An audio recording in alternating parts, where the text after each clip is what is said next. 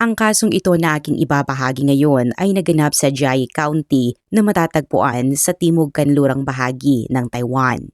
Nagsimula ang lahat noong Biyernes, 15 ng Marso taong 2013 sa panahon ng tagsibol kung saan tuloy-tuloy ang ulan araw at gabi.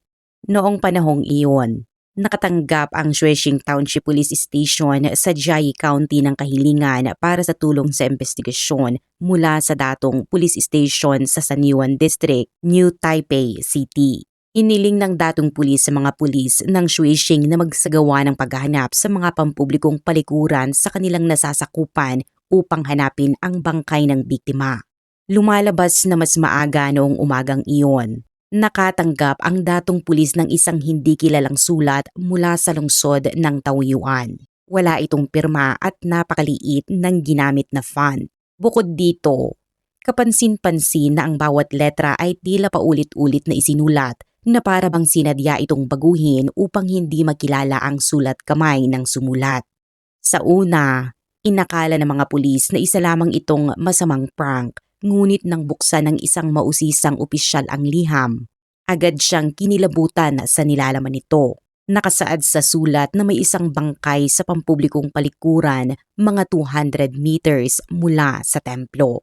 Hiniling sa sulat na ilibing ng maayos ang bangkay at sinabi ring wala siyang pera para sa gastusin sa libing bago nagpasalamat sa huli. Bagamat hindi matiyak ang pagiging totoo ng liham, hindi ito basta-basta binaliwala ng mga pulis dahil may kinalaman ito sa buhay ng tao, kaya agad silang nagpadala ng kahilingan sa investigasyon sa Shuishing Police Station sa Jiayi County. Pagkatanggap ng abiso, nagsagawa ng agarang pulong ang mga pulis ng Shuishing upang planuhin ang operasyon ng paghahanap. Ipinadala ang ilang opisyal upang suriin ang mga pampublikong palikuran sa lugar habang patuloy ang kanilang komunikasyon sa Sanyuan Police upang magpalitan ng impormasyon at masigurong mabilis na marisolba ang kaso. Habang lumalalim ang gabi, naging mabigat at nakakatindig balahibo ang pakiramdam sa buong Shuishing Township. Matapos ang 3 oras ng nakakapagod na paghahanap, sa wakas ay may natagpo ang mahalagang palatandaan. Isang babaeng opisyal ang nagsisiyasat malapit sa Shuishing Temple na matatagpuan sa sentro ng bayan. Ang templong ito ay mula pa noong panahon ng Ming Dynasty at ilang beses nang inayos, kaya't isa itong kilalang lugar na pinupuntahan ng mga lokal para manalangin. Nang pumasok siya sa isang kalapit na pampublikong palikuran ay may napansin siyang kakaiba. Isang plastic bag ang nakapatong sa takip ng tangke ng inidoro at agad niyang napagtanto na hindi ito karaniwang bagay kaya tumawag siya ng karagdagang tulong mula sa ibang opisyal. Ayon sa paglalarawan sa liham, posibleng ito ang lugar kung saan iniwan ang bangkay. Gayunpaman, ang plastic bag ay halos kasing laki lamang ng isang bola ng basketball at tila hindi sapat ang laki nito upang maglaman ang buong katawan. Dahil dito, una nilang naisip na maaaring sanggol ang nasa loob, ngunit nang maingat nilang buksan ang bag, tumambad ang isa pang plastic bag sa loob na katulad ng karaniwang ginagamit sa mga supermarket. Habang isa-isang inaalis ang mga patong, umabot sila sa 2 layer at agad sumingaw ang matinding amoy na tumama sa kanilang mga ilong. Sa loob nito ay may ilan pang patong kabilang ang isang woven bag, jacket, t-shirt, shorts at panloob na damit ng babae na umabot sa kabuuang 7 layer. Nang tuluyang alisin ang pinakahuling balot, isang ulo ang kanilang natuklasan at ang tagpong iyon ay labis na nagdulot ng pagkabigla sa lahat ng naroon. Isang batang opisyal na bagong salta pa lamang sa serbisyo ang hindi nakayanan ang nakita at agad na nagsuka sa mismong lugar. Batay sa laki ng ulo, malinaw na ito ay mula sa isang nasa hustong gulang. Ang ibabaw nito ay nababalutan ng makapal na asin at may amoy na kahalintulad ng karne na inasinan. Sa loob ng jacket, nakakita ang mga pulis ng isang piraso ng papel na may nakasulat na San Yuan Chen Wan Ting gamit ang malalaki at paulit-ulit na letra na kapareho ng estilo ng sulat na natanggap na liham ng datong pulis. Ayon sa resulta ng pagsusuri ng forensic team, Ang biktima ay isang babae na may edad na nasa pagitan ng 25 hanggang 35 at ang pagkakahiwa sa ulo ay napakalinis at diretsyo. Dahil dito, pinaniniwalaan na ang gumawa ng krimen ay may sapat na karanasan sa paghiwa ng karne sapagkat mahirap makamit ang ganitong kapantay na hiwa lalo na kung malambot o nagyelo ang material. Posible ring ang ulo ay nasa bahagyang nagyelong estado at ginamitan ng matalim na kutsilyo. Upang matukoy ang eksaktong uri ng ginamit na talim, kinakailangan pang matagpuan ang iba pang bahagi ng katawan para sa paghahambing at pagkakakilanlan. Napag-alaman din na ang ulo ay sumailalim sa proseso ng pag-asin na naging sanhi ng pagkatuyo at pagkakulubot ng balat, kaya nagkaroon ito ng tuyot na anyo. Ayon kay Professor Yao Lan mula sa National Police University ng Taiwan, ang antas ng pagkabulok ng katawan ay karaniwang ginagamit upang matukoy ang tinatayang oras ng pagkamatay. Kung ang ulo ay na-freeze at sumailalim sa proseso ng pag-aasin, mas lalo nitong pinapahirap ang pagtukoy sa eksaktong oras ng pagkamatay. Dahil dito, naging mas komplikado ang investigasyon at agad ding umagaw ng pansin ang kaso sa kilalang forensic expert na si Henry Lee na nagsabing ang paglalagay ng asin sa katawan ay maaaring makapigil sa pagkabulok, humadlang sa dami ng uod at makabawas sa masangsang na amoy.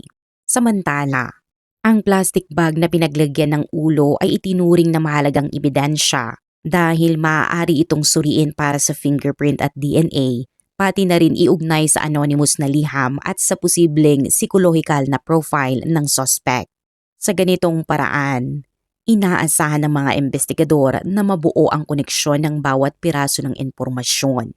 Kasabay nito, sinubukan din ng pulisya na matunton ang pinagmula ng liham, ngunit kahit na ipinadala ito mula sa Taoyuan City, ang selyo sa sobre ay mula sa New Taipei City na malinaw na indikasyon na peke ang return address. Dahil dito, nahirapan ang mga pulis na sundan ang naturang lead kaya inilipat nila ang kanilang focus sa pangalang nakasaad sa liham at sa papel na natagpuan sa loob ng plastic bag, si Chen Wanting. Nang suriin ang talaan ng mga nawawalang tao, lumabas na may kabuuang 64 na individual na may ganoong pangalan, ngunit sa kabutihang palad, may nabanggit na San Yuan sa sulat kaya napaliit nila ang saklaw ng paghahanap sa San Yuan District sa New Taipei City.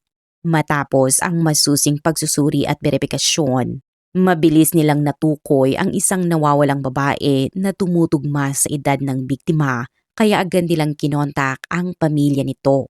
Ilang sandali pa ay dumating ang ina at ang panganay na anak na lalaki upang kilalanin ang labi. Bagamat kulubot na ang mukha ng biktima at mahirap nang makilala, nakumpirma ng ina ang pagkakakilanlan ng kanyang anak sa pamamagitan ng nawawalang mga ngipin sa itaas at napansin din niya ang telang nakabalot sa ulo na siya mismo ang bumili para sa kanyang anak. Hindi matanggap ng ina ang sinapit ng kanyang anak at napaiyak siya ng tuluyan sa lugar. Sa pamamagitan ng DNA comparison ay tuluyang nakumpirma ng pulisya na ang biktima ay si Chen Wanting, 34 na taong gulang. Ang kanyang ina ay si Chen Mu na may 5 anak at ang panganay na babae ay may abalang negosyo ng prutas sa Keelung City kaya madalas siyang tulungan ng kanilang ina kasama ang panganay at bunsong anak na lalaki. Samantala, ang bahay sa kanayunan ng San Yuan ay tinitirhan ng pangalawang anak na lalaki na si Chen Jiafu at ng bunsong anak na babae na si Ting. At dahil sa mga isyong pangkalusugan sa pag-iisip ni Ting ay regular siyang dinadalaw ng kanyang ina. Ngunit noong Disyembre 2012 matapos ang isang pagbisita, ipinaalam ng kanyang kapatid na lalaki na nawawala na si Ting at sa kabila ng agarang paghahanap ng pamilya at pag-uulat nito sa pulisya, hindi siya agad natagpuan hanggang sa makalipas ang 3 buwan na ang balitang kanilang natanggap ay hindi mabuting balita kundi isang trahedya. Ang biktimang si Ting na ang tunay na pangalan ay Chen Shu Hui ay ipinanganak noong 1978 sa New Taipei City at 34 na taong gulang nang siya ay mawala. At mula pagkabata ay kilala siya sa kapansin-pansin niyang kagandahan at pinong anyo na may mahabang buhok na tila manika. Kaya tinatawag siyang campus beauty at hinahangaan ng marami at may ilan pa mula sa industriya ng aliwan na lumapit sa kanya na umaasang maging artista siya. Ngunit nang siya ay 15 taong gulang at nasa junior high school ay nagsimula siyang maghihalubilo sa mga hindi magandang impluwensya. Kaya napabayaan niya ang pag-aaral habang madalas lumiban sa klase upang magpunta sa mga bar, uminom, manigarilyo at kalaunan ay sumubok ng ipinagbabawal na sangkap. At sa edad na 18 ay nabuntis siya ng hindi inaasahan at bagamat pinilit ng pamilya na ipaterminate ang pagbubuntis, ay iginiit niyang pakasalan ang ama ng bata sa kabila ng matinding pagtutol. Pagkalipas ng 9 na buwan ay isinilang niya ang isang sanggol na babae at matapos ang kasal ay lumipat sila sa Tauyuan City. Ngunit hindi nagtagal ay naglingkod sa militar ang kanyang asawa at nagkaroon ito ng ibang relasyon na nauwi sa kanilang paghihiwalay matapos ang 4 na taon ng pagsasama. Kaya sa edad na 22 ay bumalik si Ting sa tahanan ng pamilya sa San Juan at tumira kasama ang kanyang pangalawang kapatid na si Jia Fu. Ang pagtatapos ng kanyang kasal ay nagdulot ng matinding epekto sa kanyang kalusugan sa pag-iisip at naging malaking pagbabago sa kanyang buhay. Kaya siya ay nalugmok sa depresyon at minsan ay nagtangkang wakasan ang sariling buhay. At bagamat nakaligtas ay patuloy siyang nakaranas ng mga problemang pangkaisipan habang madalas siyang nakikitang nakamakeup ng makapal at naglalakad sa labas habang nakapadyama.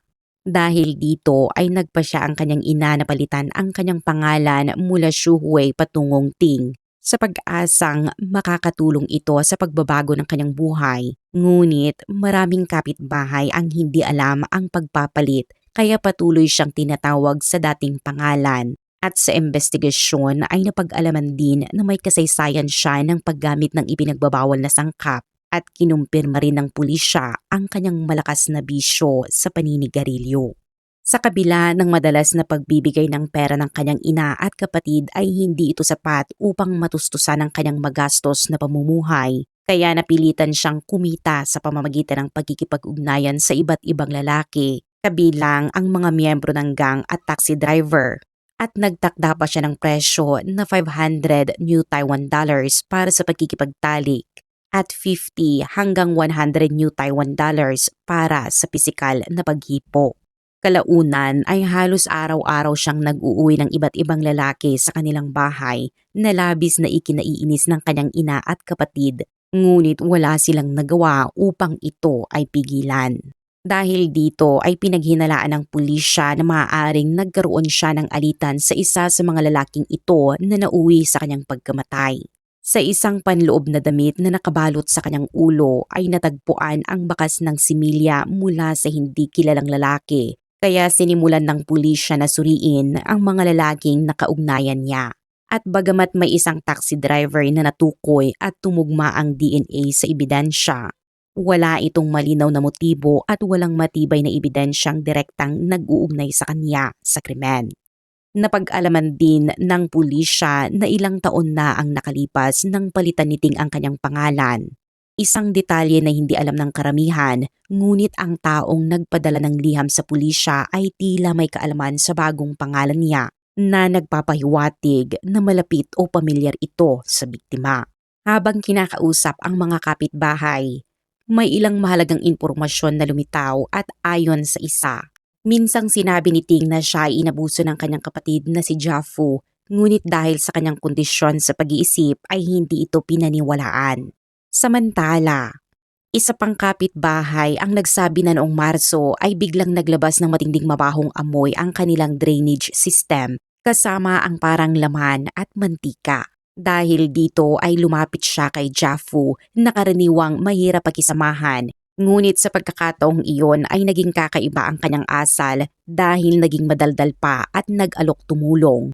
Kaya lalo siyang naghinala kahit siya na lamang ang naglinis. Sa patuloy na investigasyon, natuklasan ng pulisya na simula 2011 ay kumuha si Jia Fu ng life insurance para kay Ting mula sa iba't ibang kumpanya na umaabot ng 6.36 million New Taiwan dollars. Kaya unti-unting nabuo ang posibleng motibo na may kinalaman sa panlilinlang sa insurance. Dahil dito ay si Jia Fu ang naging pangunahing suspect at napag-alaman ding kamakailan lamang siya nagpakasal kay Liu Mo, isang 22 anyos na babae mula Fujian na bigla ring umalis pabalik ng China matapos ang insidente. Isang kilos na ipinagtaka ng pulisya. Inilarawan si Liu Mo bilang mula sa maayos na pamilya, samantalang mas simple ang pinanggalingan ni Jiafu. At matapos silang magkakilala noong Pebrero 2012 ay agad siyang napaniwala sa pagiging mabait at maalaga nito kaya pumayag siya sa kasal. Nagbigay pa si Jiafu ng 260,000 new Taiwan dollars bilang simbolo kahit hindi ito hinihingi. Gayunpaman, nagbago ang kanyang ugali matapos ang kasal na naging maramot at malamig hanggang sa si Liu Mo pa ang bumili ng sarili niyang singsing. Noong ika-30 ng Oktubre 2012, pagdating ni Liu Mo sa Taiwan, nagulat siya nang hindi makita si Ting sa bahay at nang tanungin ng kanyang asawa ay sinabi nitong nawawala na ito habang inilalarawan pa bilang problemadong tao, ngunit napansin niyang tila walang gaanong pag-aalala ang mag-ina.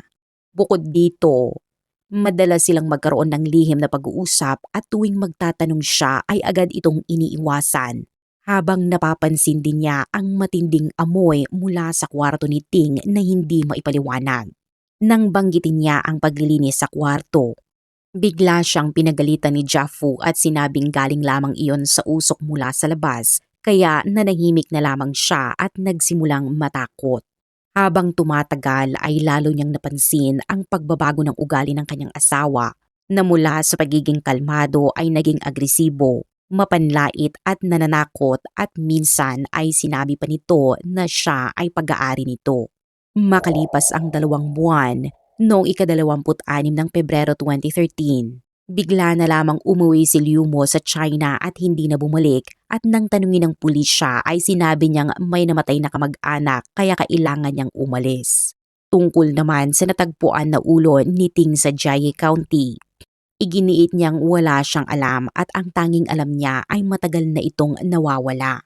Kalaunan, inamin ni Liu Mo ang ilang detalye sa lokal na pulisya sa Fujian kung saan sinabi niyang minsan niyang nakita ang isang naka-freeze na ulo sa refrigerator ng kanyang asawa. Ngunit hindi niya alam kung kanino ito at dahil sa matinding takot para sa kanyang kaligtasan ay agad siyang umuwi ng China pagkatapos ng insidenteng iyon. Dagdag pa niya, noong una siyang dumating sa Taiwan ay iminungkahi ni Jiafu na kumuha sila ng insurance para sa kanya, ngunit hindi ito natuloy dahil sa problema sa kanyang residence permit at sa tuwing naaalala niya ito ay labis ang kanyang pangamba. Samantala, natuklasan na si Jiafu ay nagtatrabaho bilang kusinero sa isang self-service restaurant sa Sanyuan District sa New Taipei City, kung saan ayon sa may-ari ay matagal na siyang empleyado, masipag at bihirang mag-leave. Ngunit noong ika-12 at ika-13 ng Marso ay bigla itong humiling ng bakasyon na gagamitin umano sa paglilinis ng bahay at humiram pa ng rubber gloves at kutsilyo. Mga detalye na lalong nagpalalim sa hinala ng mga investigador. Makalipas ang 2 araw, noong ika-14 ng Marso ay bumalik siya sa trabaho, ngunit hindi na ibalik ang kutsilyo na bagamat napansin ng may-ari ay hindi na niya pinansin. Pagkatapos suriin ang mobile phone location records, natuklasan ng pulisya na noong ika-13 ng Marso ay nagkaroon ng signal si Jiafu sa Shuishang Township sa Jiayi County, kung saan natagpuan ang ulo, kaya sinuri rin nila ang CCTV footage sa mga lugar na dinaanan niya. Sa mga kuha ay makikita na bandang 4:00 ng madaling araw ay umalis siya sa bahay sa Sanyuan na may dalang 3 itim na garbage bag at sa pagsapit ng 5:00 ng umaga ay nasa New Taipei train station na siya na nakadisguise gamit ang jacket, peluka, salamin at mask habang ang 3 bag ay naging isang puting plastic bag na lamang. Bandang 10:46 ng umaga, sumakay siya ng bus patungong Jiayi at kalaunan ay namataan sa Shuishang Township na may dalang puting plastic bag na naglalakad patungo sa pampublikong palikuran malapit sa Muxiang Tianguan Temple at makalipas ang 10 minuto ay bumalik nang wala na ang bag. Dahil dito, Naniniwala ang pulisya na sinadya niyang magtago ng pagkakakilanlan at itapon ang bahagi ng katawan. Ngunit patuloy itong itinatanggi ni Jiafu at tumangging kilalanin ang larawan ng ulo na sinasabing masyado itong masakit para sa kanya. Pinaghihinalaan din ng pulisya na ang mga itim na garbage bag ay maaaring naglalaman ng iba pang bahagi ng katawan. At dahil dito ay itinuring na pangunahing crime scene ang kanyang bahay, kaya nagsagawa ng search warrant operation. Sa loob ng apartment na may 2 kwarto, natagpuan ang mga blood samples sa banyo at closet ng kwarto ni Ting, habang may DNA na tumutugma sa biktima sa hawakan ng kutsilyo at rice cooker sa kusina at kinumpirma ng laboratorio na lahat ay kay Ting. Napag-alaman din ng forensic handwriting analysis na ang mga liham sa lugar ay isinulat ni Jiafu. At bagamat tila kinopya ang sulat kamay ay may mga natatanging pattern na tumugma sa kanyang personal na notebook. Gayunpaman, nanatiling hindi natatagpuan ang ibang bahagi ng katawan at ayon sa isang kapitbahay ay nakakita siya ng pinong laman na lumalabas mula sa drainage ng apartment. Kaya pinaghihinalaan ng pulisya na maaaring pinutol, giniling at itinapon sa kanal ang katawan. Ngunit sa pagsusuri ng septic tank ay wala nang nakuha dahil sa tagal ng panahon. Sa huli, bandang 3:48 ng madaling araw noong 18 ng Marso, inaresto si Jiafu sa hinalang pagpatay kung saan siya ay nakasuot ng camouflage, may helmet at bahagyang pilay habang ihinahatid ng mga pulis patungo sa Shuishang Police Station sa Jiayi County para sa karagdagang investigasyon. Sa harap ng matitibay na ebidensya ay tuluyan ng umamin si Jiafu na siya ang pumatay sa kanyang kapatid. Ngunit nang tanungin kung bakit niya ito ginawa ay sinabi niyang may mga alien daw na nag-utos sa kanya at hindi niya ito sariling kagustuhan. Si Jiafu, 38 taong gulang, ay ipinanganak noong 1975 sa New Taipei City at pangatlong anak sa kanilang pamilya. At matapos ang middle school ay nagtrabaho siya bilang kusinero habang kalaunan ay madalas na nagpapalit ng trabaho dahil sa hindi matatag na sitwasyon. Sa personal na buhay, hindi siya nagkaroon ng asawa o anak hanggang Pebrero ng 2012 nang ipakilala siya kay Liumo mula Fujian at matapos ang ilang buwang relasyon ay nagpakasal sila kung saan sa paningin ng iba ay isa siyang tahimik at maayos na tao na kakaunti ang kaibigan at bihirang lumabas at maging ang kanyang mga katrabaho at amo ay nagsabing siya ay masipag. Ngunit may ilang kapitbahay ang nakapansin ng kakaiba sa kanyang kilos dahil madalas siyang nakaupo sa motorsiklo ng walang imik at ngumingiti ng alanganin kapag may nakakakita sa kanya. Sa kabila ng panlabas na imahe, natuklasan ng pulisya ang mas madilim niyang panig bilang isang obsessive fan na nagsasagawa ng stalking at lihim na pagkalap ng impormasyon. At sa paghalughog sa kanyang gamit ay natagpuan ang notebook na puno ng malaswang love letters para sa aktres na si Jeannie Chu, kasama ang pagpapadala niya ng mga liham at hubad na larawan ng sarili, pag-angkin sa aktres bilang asawa, pagbabanta sa kanyang mga eksena at maging ang pagpapadala ng ginamit na tissue na may similya. Mga gawain na ipinakita pa niya ng walang hiya sa pulisya. Noong unang bahagi ng 2011, nagsimula rin siyang kumuha ng life insurance para sa kanyang kapatid na si Ting kung saan siya at ang kanilang ina ang benepisyaryo. Ngunit dahil sa kakulangan sa bayad ay may isang policy na nakansela kaya't pinaghinalaan ng pulisya na maaaring may motibong panlilin lang sa insurance na itinanggi naman niya at sinabing may utang lamang siya na 300,000 New Taiwan dollars at buwanang kita na 40,000 kaya wala siyang matinding pinansyal na problema. At iginiit na proteksyon lamang ng pamilya ang layunin ng insurance. Sa karagdagang investigasyon, natuklasan na noong Disyembre 2011 ay sinimula niyang planuhin ang pagkuha ng certificate sa kondisyon sa pag-iisip gamit ang mental health history ng kanyang pamilya bilang basehan. At noong Marso 2012 ay nabigyan siya ng sertipikasyong may katamtamang kondisyon sa pag-iisip.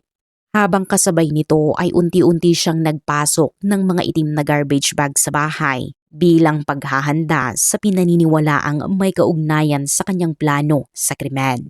Noong gabi ng 9 ng Disyembre 2012, habang lumalamig ang panahon, Umalis ang kanilang ina upang bumisita sa bahay ng nakakatandang kapatid sa Kilong matapos ang isang pag-uwi sa probinsya. Sa mismong gabing iyon ay kumilos si Jafu matapos siyang magising sa sunod-sunod na tawag sa telepono at marinig ang kanyang kapatid na nag-aayos ng pagkikipagkita at pagkikipagtransaksyon sa iba't ibang lalaki. Dahil sa matinding galit at pagkadismaya, nagpasya siyang patayin ang kanyang kapatid. Matapos ang krimen, nilagyan niya ng asin ang ulo nito upang mapreserba at maiwasan ang pagkabulok habang itinago naman niya ang natitirang bahagi ng katawan sa kwarto nito sa loob ng 3 buwan hanggang sa tuluyan niya itong itapon noong 12 at 13 ng Marso 2013. Bukod dito, binalot niya ang ulo ng kanyang kapatid gamit ang panloob na damit nito na may bakas ng similya ng ibang lalaki upang iligaw ang investigasyon at palabasing iba ang paraan ng krimen. Gayunpaman, matapos iwan ang ulo sa pampublikong palikuran sa loob ng 2 araw nang walang aksyon mula sa mga otoridad, nagsimulang mag-alala si Jafu. Naisip niya na baka makita lamang ito ng tagalinis at itapon at kung hindi makukumpirma ng pulisya ang pagkamatay ni Ting, kailangan pa niyang maghintay ng 7 taon bago ito opisyal na ideklarang patay. Dahil ayaw niyang maghintay ng ganoong katagal at nais niyang makuha agad ang pera mula sa insurance, nagpasya siyang gumawa ng hakbang. Noong 15 ng Marso, nagpadala siya ng anonymous na liham sa San Juan Police Station upang matiyak na agad matuklasan ang bangkay. Makalipas ang 6 na buwan, noong Hunyo 2013, umabot ang kaso sa paglilitis sa Jiayi County Court kung saan kinasuhan si Jafu ng pagpatay at panlilinlang. Sa simula ng paglilitis, bigla niyang binawi ang kanyang pag-amin at iginiit na wala siyang kasalanan. Sa buong proseso ay paulit-ulit siyang umarte na tila wala sa tamang pag-iisip at sinasabing may mga alien na naglalagay ng chip sa kanyang utak at sinusubaybayan siya gamit ang mga laser. Dahil sa kanyang kakaibang asal, ipinadala siya sa National Taiwan University Hospital para sa psychiatric evaluation. Lumabas sa resulta na normal ang kanyang kalagayan sa pag-iisip at walang palatandaan ng anumang seryosong abnormalidad. Matapos ang paglilitis ay naglabas ng hatol ang Jiayi County Court kung saan napatunayang nagkasala si Jafu sa pagpatay at hinatulan ng kamatayan. Hindi nasiyahan ang kanyang abogado sa desisyon kaya agad silang nag-apela. Noong Marso 2015, sa pagdinig ng apela, isinaalang-alang ng mga hukom ang kanyang pagiging maalaga sa ina at ang katotohanang matagal ding inalagaan ng kanilang ina ang biktimang si Ting. Dahil nawalan na ang ina ng isang anak, kung ipapataw pa ang parusang kamatayan kay Jafu ay mawawala rin ang isa pa. Dahil dito, ibinaba ng appellate court ang hatol at ginawa itong habang buhay na pagkakakulong. Ang desisyong ito ay nagdulot ng matinding reaksyon mula sa publiko, kung saan marami ang bumatikos sa ideya na ang isang anak na tila mabuti sa ina ay kayang gumawa ng ganitong kalupit na krimen laban sa sariling kapatid para lamang sa pera. Sa kabila ng reaksyon, doon nagtapos ang kaso batay sa desisyon ng hukuman. Kalaunan, kumalat din ang mga kwento tungkol sa isang multong babae at sa pampublikong palikuran malapit sa Muxiang Tianguan Temple kung saan sinasabing may naririnig na pag-iyak tuwing gabi at may ilan pang nagsasabing nakakita ng babaeng nakaputi na gumagala roon. Dahil sa mga kwentong ito na may halong kababalaghan, kalaunan ay giniba at muling itinayo ang naturang palikuran at unti-unting nawala ang mga alamat na ito.